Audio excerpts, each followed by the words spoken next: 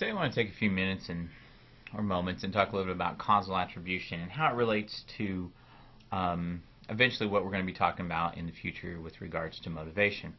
Now, causal attribution comes out of this whole notion, obviously, of attribution theory, which is looking at the individual's ability to think and how that perception and that process of developing a perception influences eventually motivation and then down the line action.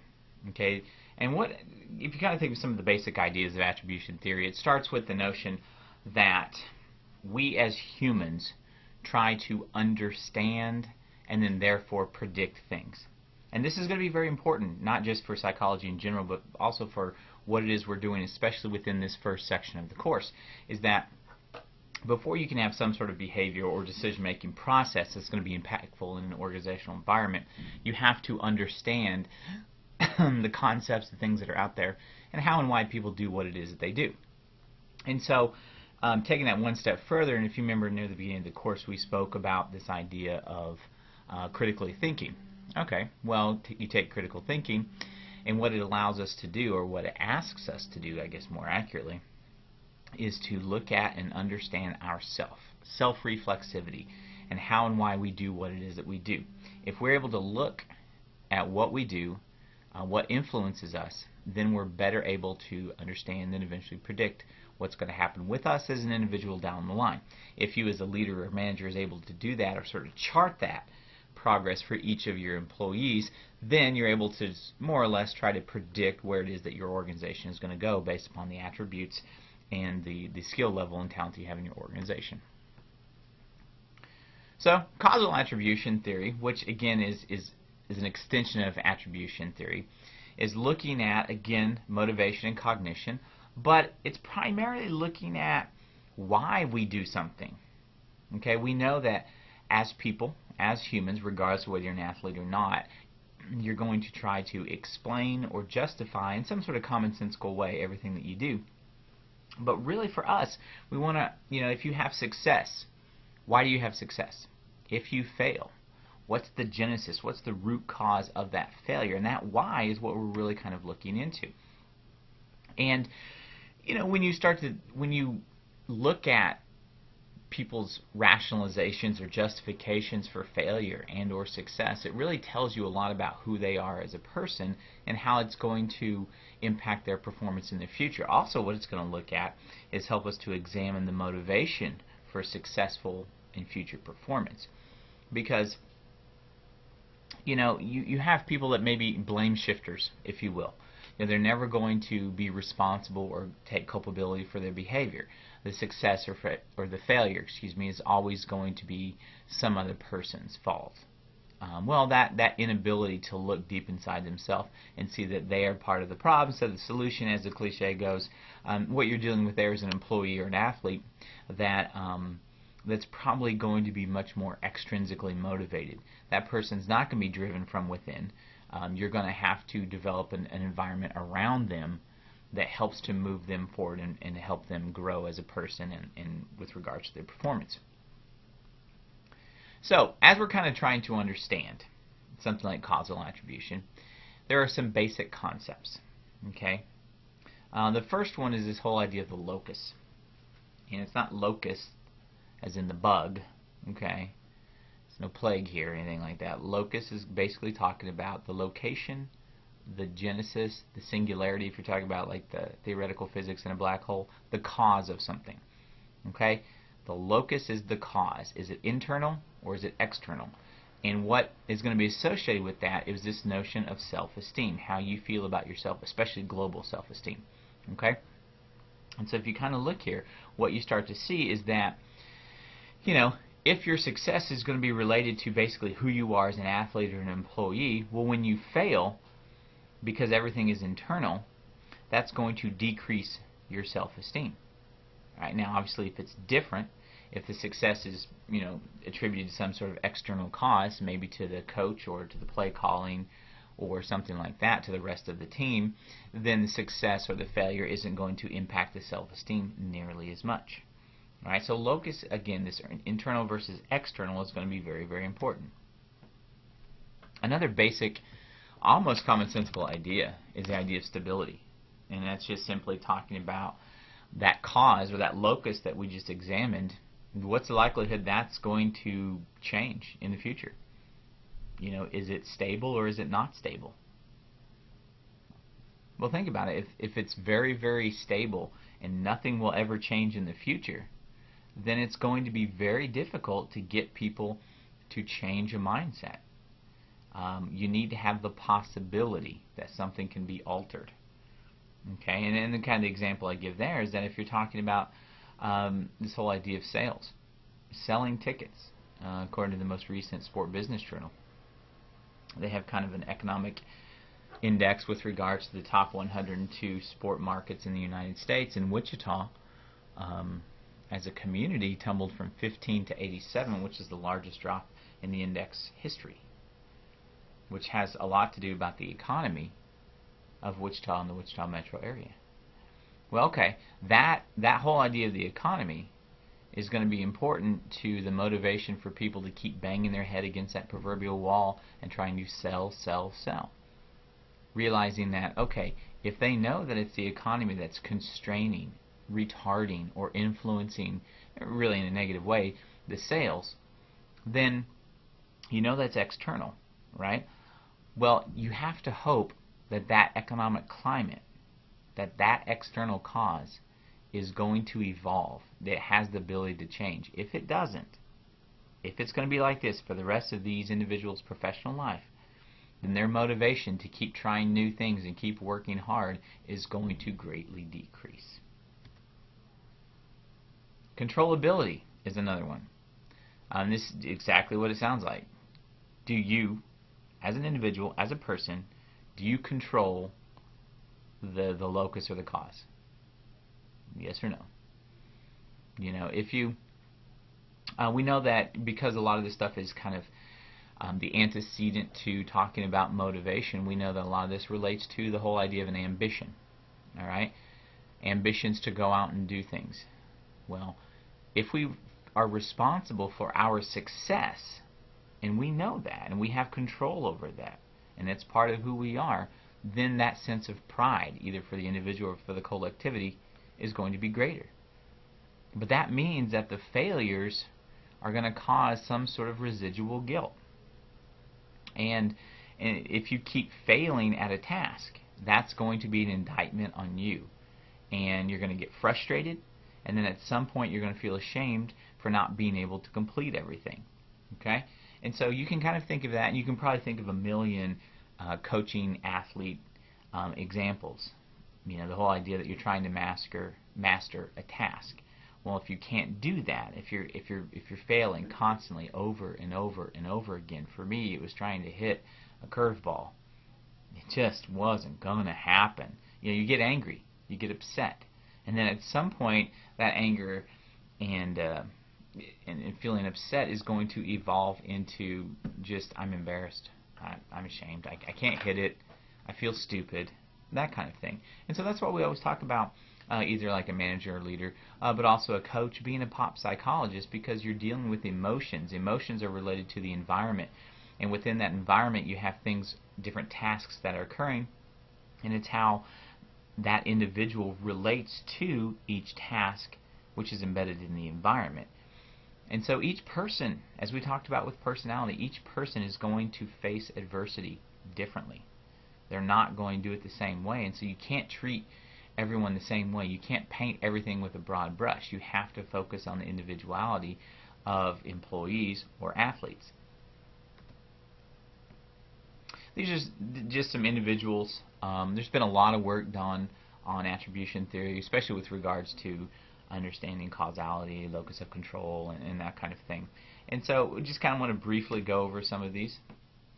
Heider's attributional factors look at this whole idea of the personal and the environment. Again, we're going back to that whole idea of the locus when you're looking at the internal versus the external. Now within each of these things, within the person, you have a modicum of ability, and that's going to influence greatly whether you attribute success or failure to yourself, okay? And then the other thing that you're going to be able to control is effort. Are you 100% locked in all the time?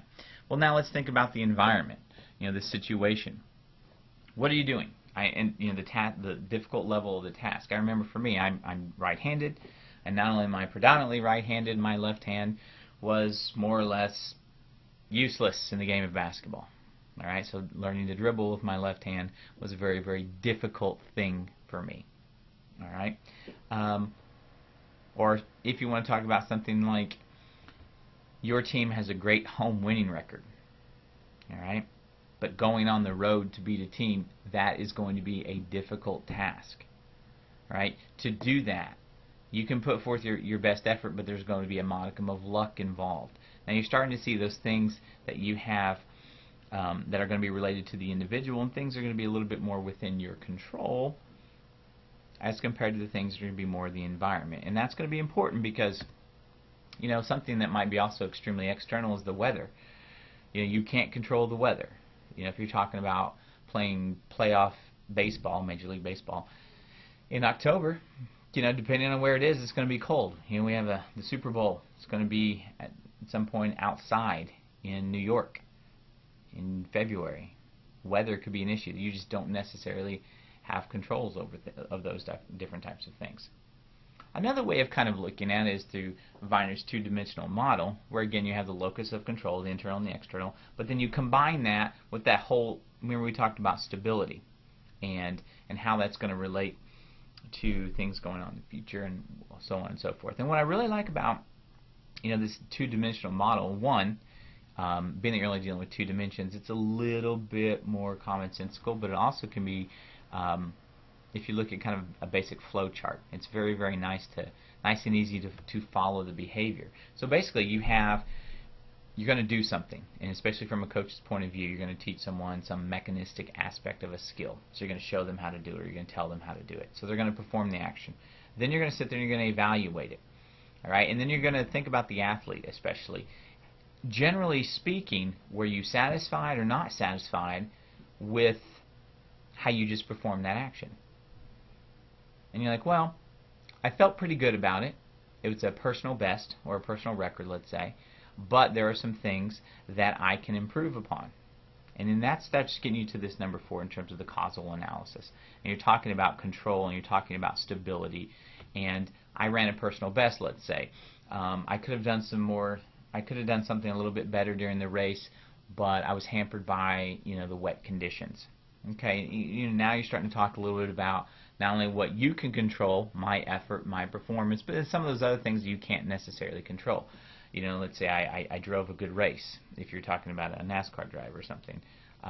But there are just flat out some things you couldn't control. There was a wreck in front of you, so therefore you're able to save your car and you were able to get out of the way, but in doing so, that put you behind in the race. You're able to make up a lot of ground later on, but nonetheless, that's not necessarily something within your control.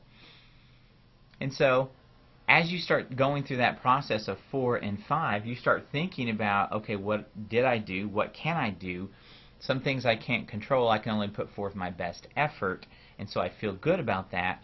And if I keep going through that process, then my expectation in the future is that, well, those things that I couldn't control, maybe they're different, and so therefore the outcome is going to be better. Maybe it's not going to be a wet track. Maybe there's not going to be a wreck in front of me or whatever. And so as a result, if I put forth that same type of effort, I'm going to be rewarded for it. Just kind of I'm trying, like I said, not that this little sort of flow action chart isn't the best way to look at it. This is just kind of a different way in terms of that whole internal and external, and then the notion of stability.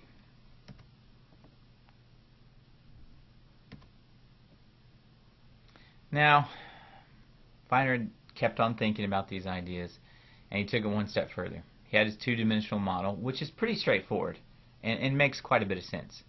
Now he adds in, not only do you have the causality, the locus, and then you have the stability, but now again that whole notion of controlling things.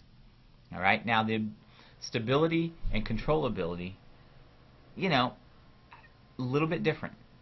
All right, and so when you're thinking about the future, when you're thinking about things that are within the purview of the individual, you have to keep it very clear in your mind that the ability for something to change, the stability aspect, whether something can be altered in the future, and whether you can actually control that alteration or not, that's controllability. Those are different things.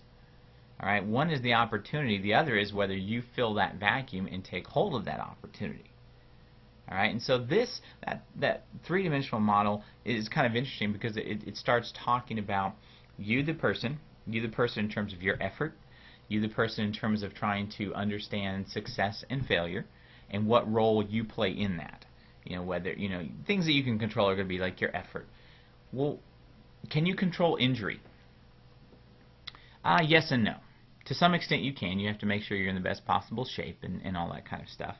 But at some point, if you're playing a game of football and you're running and someone tackles you a certain way, you cannot necessarily control how they tackle you or your body's response to that.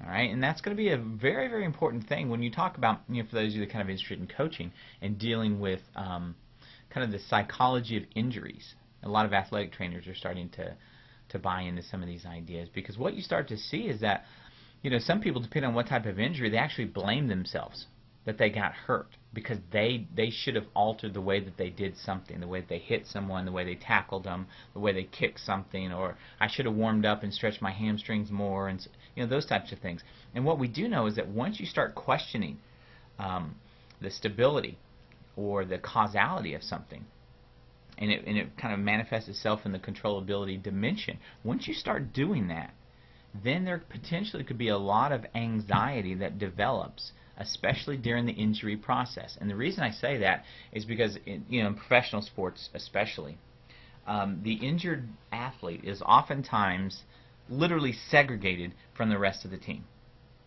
especially if it's a really, really bad injury.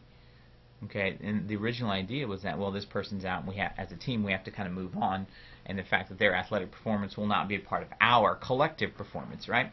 But in doing that, what we've sort of been Johnny-come-lately to the party about figuring out is that, well, once you separate, the team goes on, and someone replaces that individual that was hurt, but that individual now is sort of left there all alone. And the anxiety is going to increase dramatically for a lot of these individuals because of this whole notion of causality, stability, and controllability. They start thinking over and over and over again. The way I think of it, and the way I kind of explain it, is that sometimes people can spiral down. Right? You start questioning the controllability aspect, every minute aspect, to the point that now you're starting to, and that kind of reverts back to this whole idea of causality and locus, is that I should have done more because it's within my control. I should have done it. Therefore, this personal failure is going to be attributed to some sort of internal locus, which is going to, again, decrease that self-esteem. We know this with cancer patients all the time. These three dimensions are extremely important in the healing process for these patients. All right, translate that model to an athlete that's injured, has a horrific injury, and we've seen with, if you want to go to the NFL with RG3 or Adrian Peterson, some people that were able to, there's a physical aspect that their body just really does bounce back from those really terrible knee injuries. All right, but there's also going to be a mental aspect, and that mental aspect is increasingly very, very important. And I think what's nice about all this too is it's not just talking about athletes and injury psychology and things like that. You can really start to locate the cause of something, or the stability aspect, or the controllability aspect. You can really see that in the organizational environment, especially with something like sales.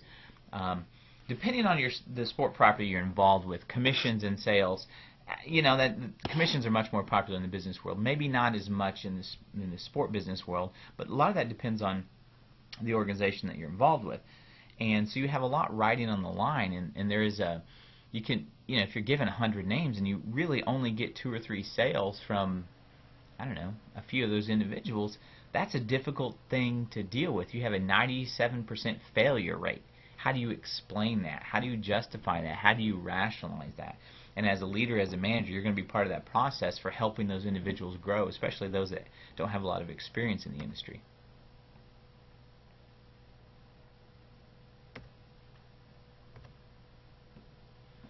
Okay, What I like about this is that we're talking about competition. Okay, and when you start thinking about competition, competition is one of those things that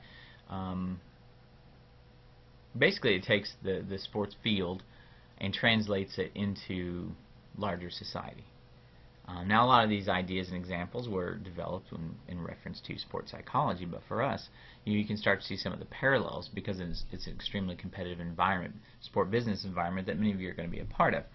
And so as we start kind of going through these and start seeing the internal versus the external and understanding emotional responses and so on and so forth, hopefully you're able to see how a lot of this stuff starts to really blend. And that's what we're trying to do, is we're trying to blend, again, as I've said ad nauseum, you're probably getting tired of hearing about it, two major things. One, sports psychology is great, industrial and organizational psychology are great, and we're going to use both of them.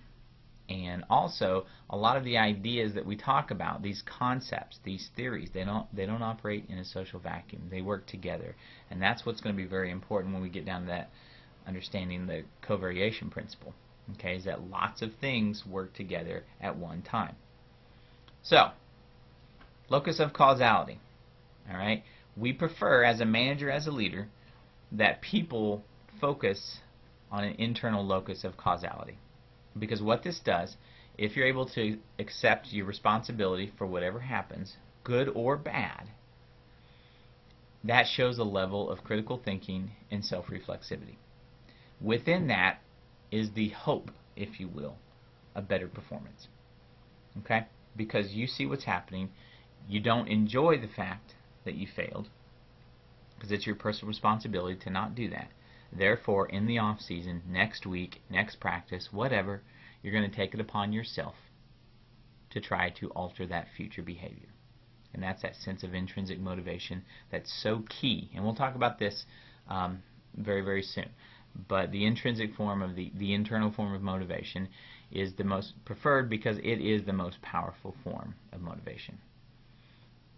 So, if you have external attribution, basically, and this is kind of coming from the covariation principle, is that your performance is going to agree with others, whereas with the internal, the performance is going to disagree with others. Well, what does that mean? Well, okay, think about this whole idea of the internal versus the external. Regardless, the external attribution, that's how you get the herd mentality. That's how you get people playing to their level of competition. That's how you get something like even hazing, if you will, where on paper you have all these people that different backgrounds, different ideas, but in some moments something happens and there's sort of a sense of oneness, all right, going along with things.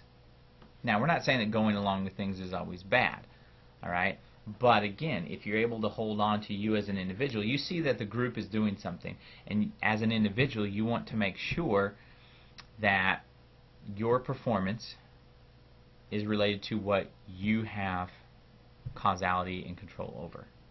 That is going to be a very, very difficult thing to do because we are such a social society. All right. Well, okay.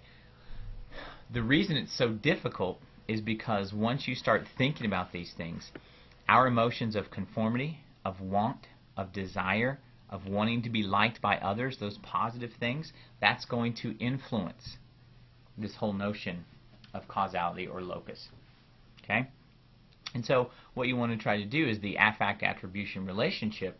Remember we talked about affective states, that whole idea of emotion, all right? And your emotional response is going to be predicated upon how you perceive, how you understand, how you cognate about success and failure. Again, we're talking about, let's say, for example, an athlete and individual performance or success.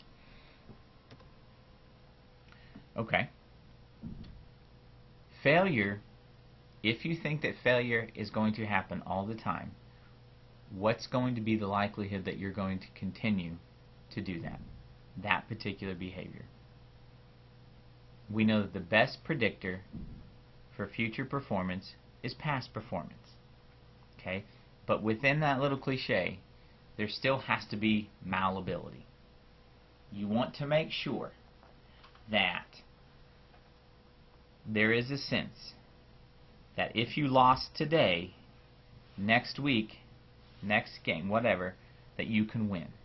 Once that's taken away, when you feel like your fate is already sealed, then the ability to perform at a high level starts to correlationally decrease, which means quickly. And this is no bueno. This is not a good thing. Okay? Because once you start, once the dip of the plane or the nose of the plane starts to dip, you cannot get that thing pulled up. And what we do know is that if you have a bad game, which leads to another game, and eventually a bad season, just because that season ends does not necessarily mean that next season is going to be better. Alright, and so anytime you have season to season to season failure, that's when we start talking about an organizational shift, or a shift in the organizational culture. Alright, because what you have is all of these individuals that start to believe that the future, there is very little possibility of altering this outcome of failure. So how do you change that? There are training aspects. It's kind of through goal setting programs and things like that. And what you can do is either the sports psychologist or the educational psychologist can work with the team, or maybe you have a coach who's well versed in these things, and it starts talking about not just success and not just failure, but looking at, say, game tape and highlighting success and highlighting failure and explaining the antecedents to how and why. Alright? We had a sack on this particular play because, as a unit, we did not slide protection to the right. As a quarterback, we did not see that there was going to be a blitz coming off, whatever. Now, what you don't want to do is if you're doing these things in a group, you do not want to locate success or failure with just one individual. Now, if you're talking about and addressing just one individual, then you can go ahead and do that. All right? But like anything else, what you need to do with attributional training is take on this idea of almost teaching. Okay? This is what you did. This was the outcome. The outcome is there because you did X, Y, and Z. You weren't able to drop down your stance. You weren't able to, whatever sport it is that you're talking about, whatever mechanistic aspect you want to locate the success or the failure with. Now, it's kind of like the old-fashioned positive coaching sandwich. You remember, what I'm talking about there, where you say someone, like, they strike out, or they may not strike out, but they throw a pitch and you swing and you miss, and you're like, okay, that was a good cut, nice swing. You drop in your shoulder, Mark. You need to make sure you keep your eye on the ball, something like that. Keep it up. And so you have a positive reinforcement. You have the constructive criticism that is then buffered by another positive reinforcement. It's a sandwich, So it's like bread, meat, bread. Positive, negative, positive. All right? And what you're trying to do is you're really trying to change the way they think about a success or failure. And one of the things that I've seen is that if you talk about success or you talk about failure in terms of the component part, okay, not just that we lost the entire game, or not just that you missed this block or that you missed this kick. And kicking, I think, in football is one of those things that's very interesting, because there's a lot of mind games, pressure, that kind of thing. But then there's also some very, very very, very distinct mechanisms. Golf, kind of the same way in terms of swinging a golf club and having success doing that.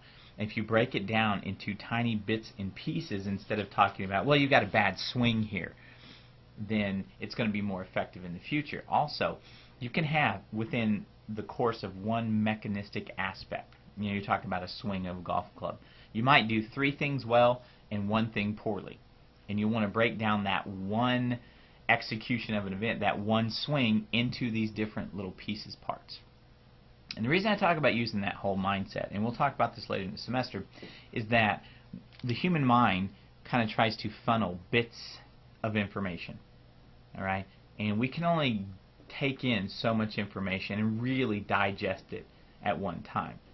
All right? And so what you want to do, you want things to be specific enough so that you can look at, give the athlete the sense that you can change the outcome here, that you can, that there is a sense that it's not set in stone in the future, and that you can change it based upon this prescription that I give you, X, Y, and Z. This whole idea of cognitive behavioral therapy, trying to get people to change their behavior based upon how they see success and failure, how they see whatever's going on. That's the whole ability to cognate, and that serves as the antecedent to behavior. All that being said, I know I'm throwing quite a bit of jargon at you, but Kelly's kind of is nice here because he extends this covariation theory that we talked about before. He says, okay, people are going to attribute the causes in two basic ways, right? You have the internal and the external. Well, the external is mostly that whole idea of the situation. All right? A lot of these things you can't necessarily, it's going to be outside of who you are as a person.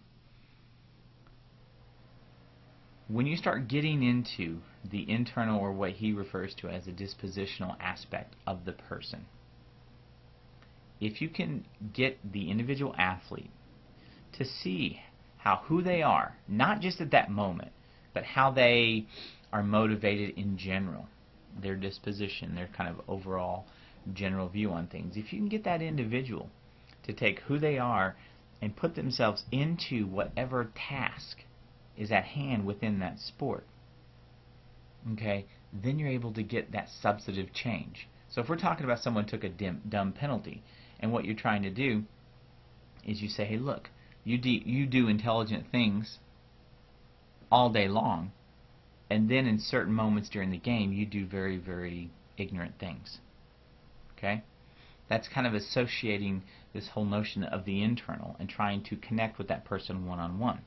Or maybe you have someone who's making a lot of poor decisions outside the game or sport that they're involved with, and they bring that to the game or sport that they're involved with. They bring that whole decision-making paradigm. And if you are able to show that to them and show that, look, once we get you to stop making bad decisions in life, then the decisions that you make within your game are going to be better, then you start to have this multifaceted approach for change. Not only, hopefully, you start to see change from a coaching point of view with regards to what they're doing on the field or the court or whatever, but then also you'll see kind of an associated change off the field or off the court.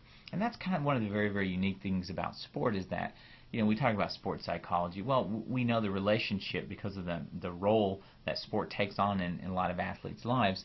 Lots of times the things that they face in sport, those lessons can be translated to some form or function into outside of sport life.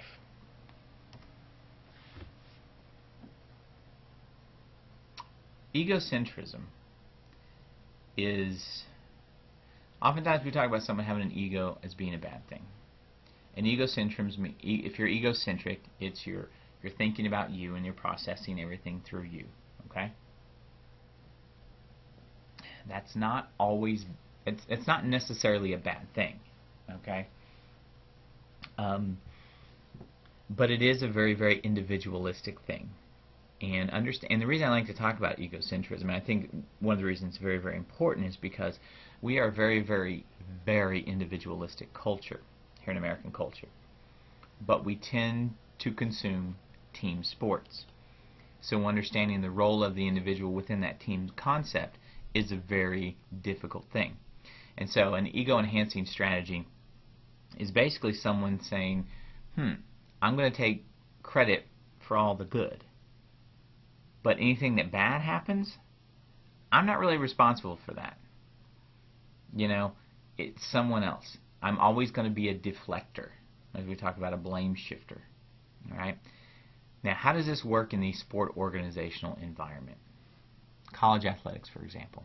You have your separate subunits. One of the things that you will undoubtedly find out is that within that framework of college athletics, you're going to be working with other departments all the time. Okay? And they talk about the team concept, which is why transformational leadership is such an important thing in college athletics. Because you have to have a sense that, yes, I want to do my best, but the collective athletic department is going to get credit for everything. Okay? The collective athletic department is going to be blamed for failures as well. Oftentimes I've heard people sort of speculate that sort of goes against human nature. We want the credit, but we don't want the blame. And when you talk about older leaders, especially in something like college or professional athletics, dealing with younger generations, They're trying to, one of the things right now when talking about the iGen or millennial generation, that kind of thing, is especially younger generations have grown up and working in kind of a team concept where success has been rewarded quite a bit. In that failure in the classroom, and we're talking about primarily in the educational institution, is oftentimes blamed on the home environment. Okay? So, if a kid does well on a spelling test in first grade, it's because he or she did really well. If they are a chronic underachiever, it's because the family isn't supporting them. Okay? And that's what educational research is showing us. Take that, apply it to sport, and that's what we're talking about with this whole idea of egocentrism. Okay? It's something that you have to see and you have to protect against, because as a leader, what that is going to really do is that is going to cause some rifts. Okay? Also, one of the things, for those of you that are kind of interested in athletic student services or anything like that, is that it's going to relate to aspects of leadership. Now, when you talk about inclusive leadership, what does that mean? I mean, we know kind of what inclusive, that whole idea, means. Also, another way of looking at it is kind of a sense of holistic leadership. All right? If you have people that are attributing success or failure to specific internal or external factors, then what it can generally develop are these three things that I want to talk about. One is learned helplessness. All right? And you see a lot of this with male student athletes in those revenue-generating sports such as football and basketball. Okay? They've been told for so long that they are there to play ball, whatever that sport is. That's how they see themselves. Some people have come out and said that the whole notion of athletic student services in and of itself perpetuates some of these negative stereotypes against student athletes, that they have to have this extra help. Okay, now there's different ways of looking at it. A lot of it depends on your point of view and how you see things. Back at Oklahoma State, and when you deal with the life skills, the old-fashioned life skills programs for student athletes, a lot of the things that they talked about in some of these life skills things is a commitment to something, commitment to career, athletic performance and success, commitment to taking care of your books and the academics and that kind of thing. And that's difficult, because what that requires is a decrease in the self-fulfilling prophecy, labeling, and learned helplessness, these negative aspects or attributes associated with some of the things that we were just talking about in terms of locus of causality and that kind of thing. These athletes, hey, if you can sink a 18-foot jump shot, it doesn't really matter. That's what you're going to bring to the school. I'm going to help you with your term paper. I'm going to help you with building your schedule. I'm going to help you pick your classes. USA Today a few years ago did some investigative reporting on the whole idea of majoring in eligibility, and HBO Real Sports has talked about it. In these college athletic programs that steer their athletes to one or two majors. All right, by doing that, you're taking the autonomy and the choice away from these individuals. And so dependency from that individual to that group, that is what is perpetuated. All right, they can't pick their own schedule because they're not used to doing it, because someone's always done it their entire life. That leads to this self-fulfilling prophecy that that's what I am. I am here to play ball. I'm an athlete. That's it. Once that individual feels that way, then the labeling aspect, which is basically society or a small group labeling an individual, and it's usually a negative thing. They assign individuals to certain categories. You're a jock in these sports. The expectation is that you're not going to do well in the classroom. We know that. Teachers know that. We're going to try to help you just stay eligible. The idea of a 4.0, that's not going to happen. Let's just keep you on the field. All of these things work together to help reinforce that whole monolithic idea of how they see themselves as just an athlete. Okay? And a lot of this goes back to attributing success and failure. And think about a student athlete. Now forget about their sport. They're good at it, especially if Division I. That's why they're here. Think about success and failure in the classroom. Success and failure in trying to figure out what they want to do with their life.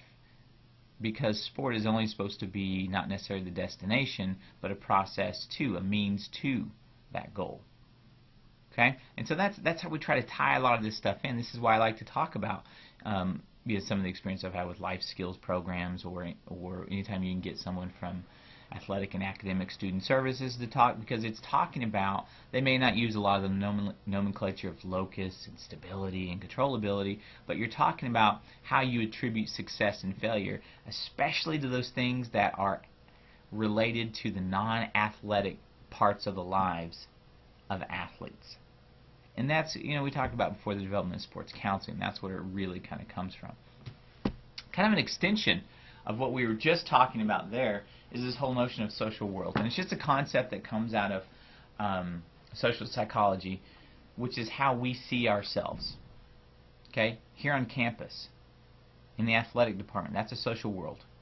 The student body, and then the various little groups and niches within the student body, those are all social worlds. And so how we define ourselves, how we understand ourselves, is based upon that labeling idea that society sees us and kind of sees us in one way.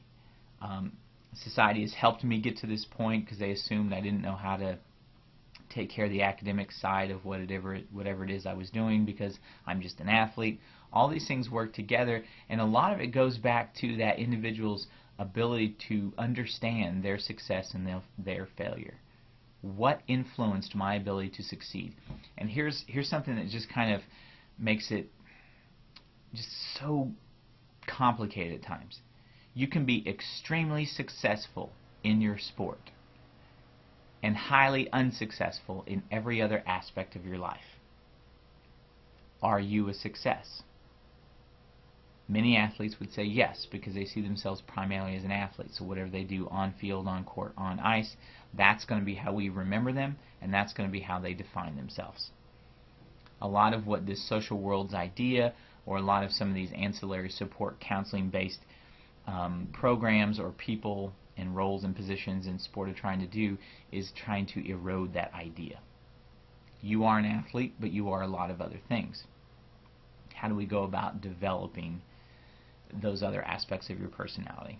That's going to influence who you are, your self-esteem, which then influences how you perceive success and how you perceive failure, and whether you actually have control over your own life or not. And that control, or that ability, that autonomy, if you will, that's something that's been missing from athletes' lives for a very long time, because if you start as a youth athlete, you're told when to practice, you're told what kind of food to eat, you're told what to do in terms of physical activity, how to perform, so on and so forth. And you see this all the time with the professional athletes, is that research has shown that athletics keeps individuals in a state of perpetual adolescence. Yes, you're an adult, you're a grown man, but you don't control when you eat, you don't control when you run, you don't control when you take a shower, you don't control the kind of clothes that you wear, because there's a dress code in the NBA. You don't control a lot of these different things. So it's like being a young teenager still living at home. That's what kind of the whole idea of adolescence. So all of these things have happened. That's the labeling, the self-fulfilling prophecies, the learned helplessness, and then at some point that athlete is no longer an athlete. They've lost their social world, the way that they define themselves. Now what do? How are they going to attribute success and failure in their life? It's usually going to be very, very negative.